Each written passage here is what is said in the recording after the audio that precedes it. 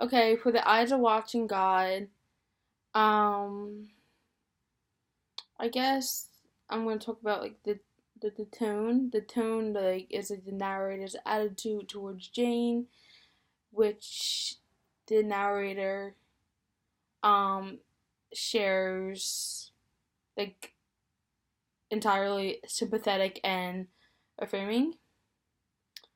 Um, the conflict in the book was during her quest for spiritual fulfillment. Jane clashes with the values that others impose upon her. I talk about this in my other video, like some of the symbols, like Jane's hair, the pear tree, um, all of that. Um, I'm gonna talk about the one character, Tea Cake. Um, Tea Cake functions like he helps Jane like towards her goals. Like all the men in like Janie's life, he plays the only supporting role. Um Before he arrived, Jane like already began to find her own voice. And she finally stands up to Jody. Um at the end of the novel, after like Tea Cake's death, Janie remains strong and hopeful. Therefore, it's fair to say that Janie is not dependent on Tea Cake. Um, but like he does play a crucial role in the like her development. When she meets Tea Cake, she was already she already began to like have self confidence, um, like a proud sense of herself. But TK accelerates in this spiritual growth. Ever since her movement on the pear tree, Jane has known that she will find what she is searching for only through love. In TK, she finds like a creative personality who enjoys the world around them and respects Jane for her needs to develop. Um, I also want to talk about when Janie um, killed Tea Cake. Like when she pulls a rifle off the wall and tries to scare him out of his crazy paranoia. He fires like twice more at her, and she is forced to shoot, killing him before he shoots her. Um, Jane said earlier that she would be happy as long as she was with Tea Cake, which is kind of confusing. Um, he dies in her arms, biting down on her forearm. She weeps over his body and silently thanks him for giving her a chance to love. The same day, Janie is put on trial for Tea Cake, and the entire black community is set against her. They feel like she has betrayed Tea Cake. Um,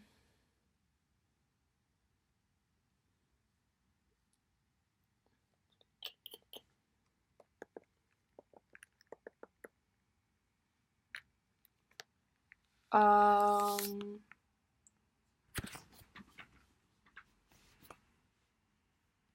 yeah, oh no, sorry. So I would say like important quotes towards the end of the chapter that I found interesting were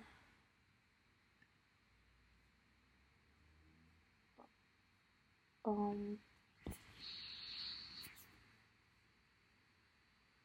hold on, I'm sorry.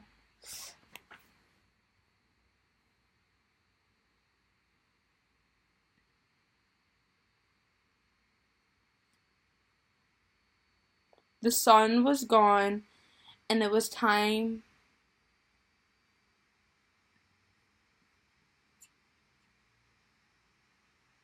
I'm sorry, that's not the right one. I can't find it.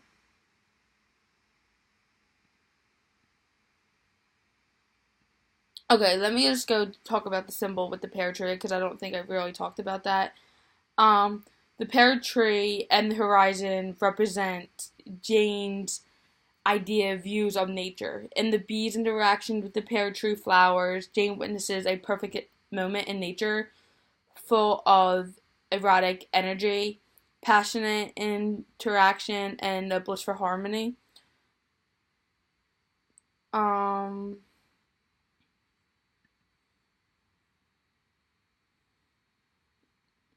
I like in this one quote, these sitters have been tongueless, earless, eyeless, conveniences all day, but now the sun and the bossman were gone, they became lords of the sound and the lesser things.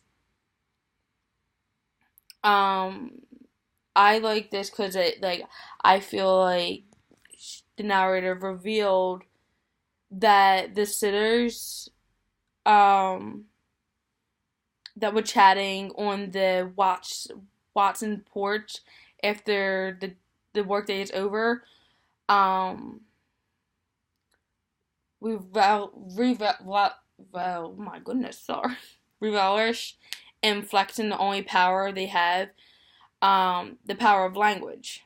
While the sitters enjoy the power of language, they often do so at the expense of others' feelings. Also, another main quote with by the theme of language.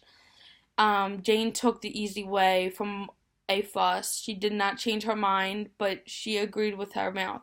Her heart says, even so, but you don't have to cry about it. Jane decides that the words she says do not need to be a true meaningful. She can say words that does not mean an interest of getting along with her husband.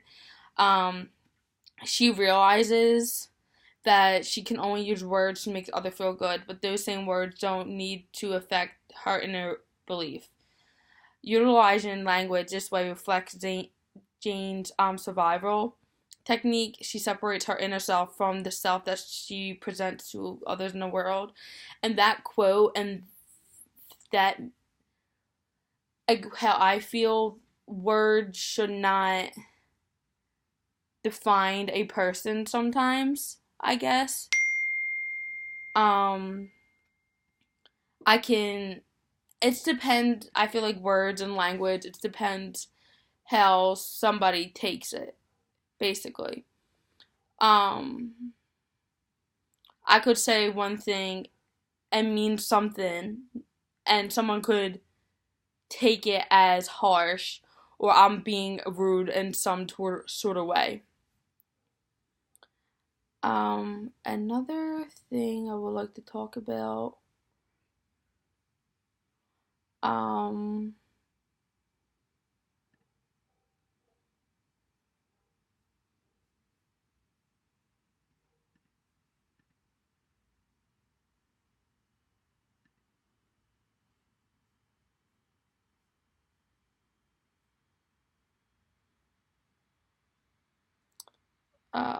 another thing. I'm sorry.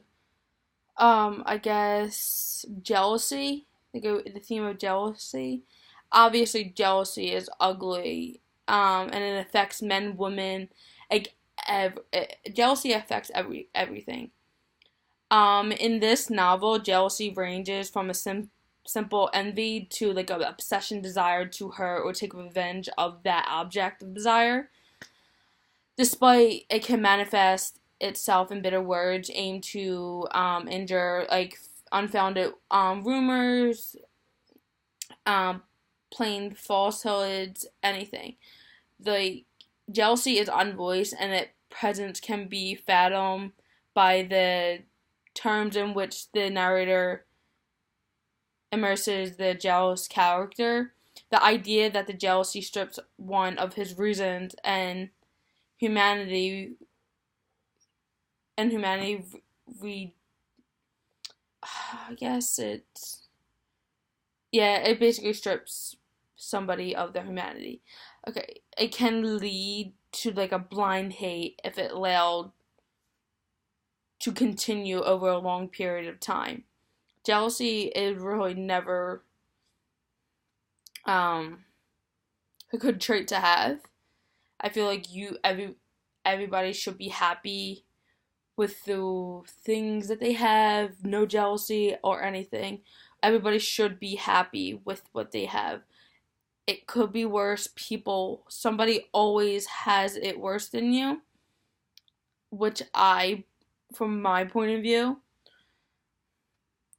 So I'm gonna talk about in chapter 20, after Phoebe leaves, Jane goes into the bedroom, which is full with memories, and though like she remembers that fateful day of Tea Cake's death and decides that Tea Cake isn't dead and won't be until Jane dies herself.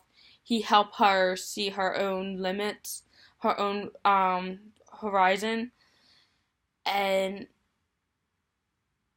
that when reading about that, when um